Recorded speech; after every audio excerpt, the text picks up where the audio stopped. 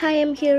ഇന്ന് ബീഫും കുറുക്കിയാക്കാട്ടോ. ഇതുണ്ടാക്കല് 3 സ്റ്റെപ്സ് ആക്കി ഡിവൈഡ് ചെയ്യാം. ഫസ്റ്റ് സ്റ്റെപ്പ് ബീഫ് ആക്കാം. അതിലേക്ക് ജിഞ്ചർ ഗാർലിക് പേസ്റ്റ്, തക്കാളി, ചെറിയുള്ളി, ഗരം മസാല, ഉപ്പ്, കുറച്ച് കറിവേപ്പില കൂടി ഇട്ട് നന്നായി മിക്സ് ചെയ്ത് അടച്ചു വെച്ച് വിസിൽ വരുത്തി വേവിക്കുക. സെക്കൻഡ് സ്റ്റെപ്പ് കൂർക്ക. ഇതിലേക്ക് മഞ്ഞൾപ്പൊടി, കുറച്ച് ഉപ്പിട്ട് വേവാൻ ആവശ്യത്തിനുള്ള വെള്ളം കൂടി ആഡ് ചെയ്ത് വിസിൽ വരുത്തി വേവിക്കാം. ഈ 2 സ്റ്റെപ്സ് സെയിം ടൈമിൽ ചെയ്യാട്ടോ. തേർഡ് സ്റ്റെപ്പ് ഇതെല്ലാം വരട്ടി എടുക്കലാണ്. അതിനായി മുളക് പൊടി, മഞ്ഞൾപ്പൊടി, മല്ലിപ്പൊടി, ഗരം മസാല എല്ലാം ചെറുതീയിൽ ചൂടാക്കി എടുക്കാം. ഇനി ചൂടായ വെളിച്ചെണ്ണയിലേക്ക് ഹോൾ സ്പൈസസ്, വലിയ ജീരകം, ഉലുവ, കറിവേപ്പില ഇട്ട് പൊട്ടിച്ച് ജിഞ്ചർ ഗാർലിക് പേസ്റ്റ്, വെള്ളിയുള്ളി, കുറച്ച് ഉപ്പിട്ട് സോട്ട് ചെയ്യാം. ഉള്ളി ഒന്ന് ട്രാൻസ്പെറന്റ് ആയി കഴിഞ്ഞാൽ പച്ചമുളക് നീളത്തിൽ കീറിയത് ആഡ് ചെയ്ത് വറുത്തു മാറ്റി വെച്ച പൊടികൾ കൂടി ആഡ് ചെയ്ത് സോട്ട് ചെയ്യാം.